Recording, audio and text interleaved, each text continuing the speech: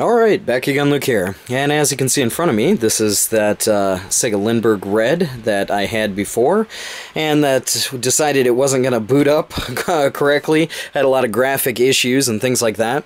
And what I decided to do here is I took the video card out and I disassembled it, and I hit it with some hot air from my heat gun.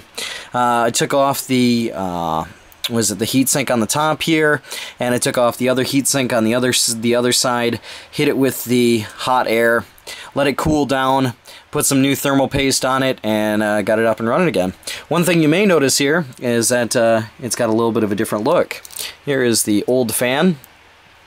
And this old fan here was all seized up, and even after trying to, clean it up a bit, take it apart and grease it up and lube it up, it just did not work. So what I did is I cut the tabs off of here, cut the whole thing out, and I left a nice hole, but it also left this plastic shielding.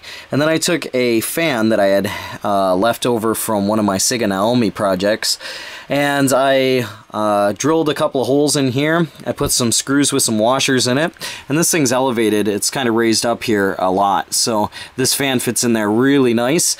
And I wired up the power to it on the side here, just soldered in the two wires that were on this thing here into this. This thing's a 5-volt motor, and it works out really nicely. In fact, I think it works out a lot better.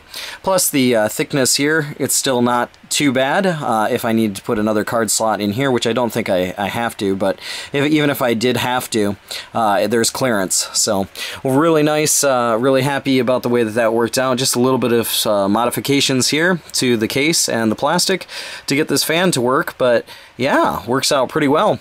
And after hitting that thing up with the heat gun and changing out the fan so that it didn't overheat, I was able to get this thing to run. So I figured we could plug this beast in here and check some of that. So I have it wired onto this one here. I was gonna see if I could see what kind of games were in it and maybe get a chance to play it, but unfortunately the game that's in here is MJ4, which is a Mahjong game. But you can see here on the side, probably see fans like all spinning. And here's our video. You can see that the blue lines are gone there, the garbled graphics. It's all working nice and clear. But this has MJ4 in it, which is a Mahjong game, and for this system here, it's a satellite system. What that means is it's basically connected online, and without it being connected online with this particular game, you can't do anything. It has to be part of the Sega network. So unfortunately you won't be able to see the game boot because I don't have any access to the Sega network here. I tried to turn off some of the settings to see if I could get it to boot without it, but as far as I know, you can't get onto the or get into the game here without it being connected to the network.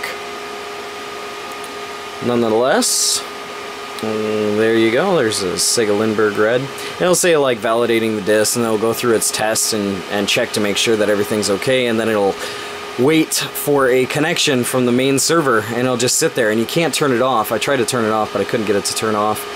I went through the game test mode and tried to press like the start button and see if I could get it to skip through it, but it wouldn't, unfortunately. So, but the Sega Lindbergh Red here had some pretty cool games on it. One of those games being Too Spicy, which is like a shooting game, and the other one was Rambo, which is a pretty awesome game.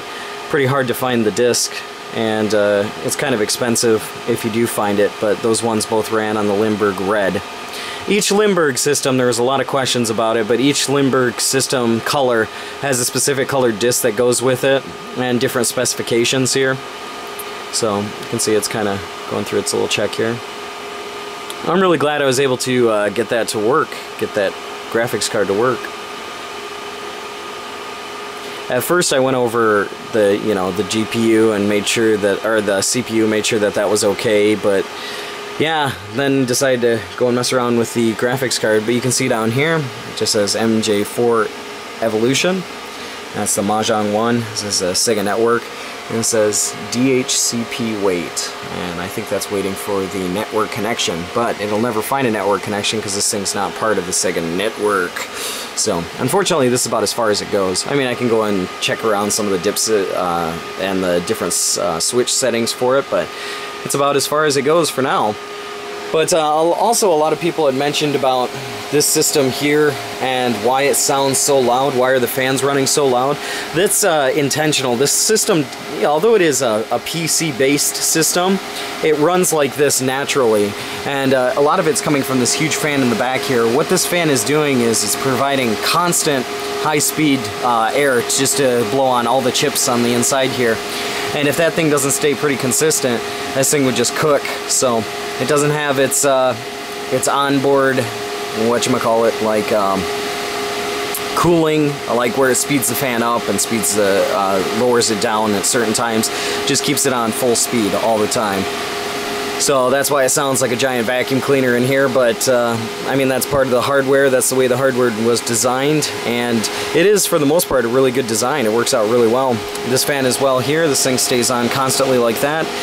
Normally these things are encased in a big cabinet, and sometimes they're located in a small space that's only about the width of the board.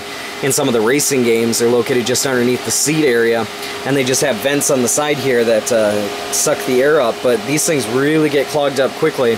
And in those enclosed spaces, even with this fan being constantly run like this, it gets clogged up, and then this thing overheats, and you get a lot of problems. But yeah, that's where we're at with this monster here. I got the old video card screwed down there, so don't have to worry about that. It's not popping up there, so.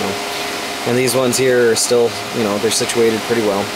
I'll get to putting the rest of the screws in here and getting the cover back on, but eventually down the road what I'd like to do is pick up a couple of the really cool games for the Sega Lindbergh Red, as there are only just a handful. I think there's, you know, maybe just 3 or 4 really cool games that were released for the Red. But those games nonetheless are pretty nice, and I'd like to try and get a hold of them so I can give them a shot when I get a chance. But just want to share this with you guys here, let you see that the Lindbergh Red is working. Still working fine. You can see it's not glitching up, it's not locking up, it's just waiting for that. If we press our service button down here, it'll go into the system settings, and then you can change around in the game settings, change it to free play, etc. But that's about it as far as this guy goes here. But nonetheless, really happy to have it finally working. You know, it's not a dead system anymore. Didn't have to do anything except clean this thing up really, really well. I went and I dismantled everything, took the board out. I cleaned, you know, every part that I could here. You know, aside from the ribbon cable, this thing's got a little bit of dust on it, but geez, I'm not really worried about that at all.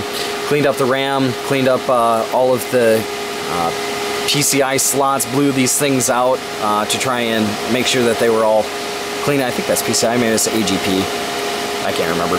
Cleaned out the slot. Cleaned out the boards, the contacts on the boards on the bottom. Just using, you know, just a regular eraser. It works out really good for these kind of contacts. Took the CPU out, put some Arctic Silver on it. Took off this heatsink here, put some Arctic Silver on that. Cleaned out the fan by using some compressed air, also just some regular wet wipes and tissues to go around the inside of the fan blades, each single one of them individually.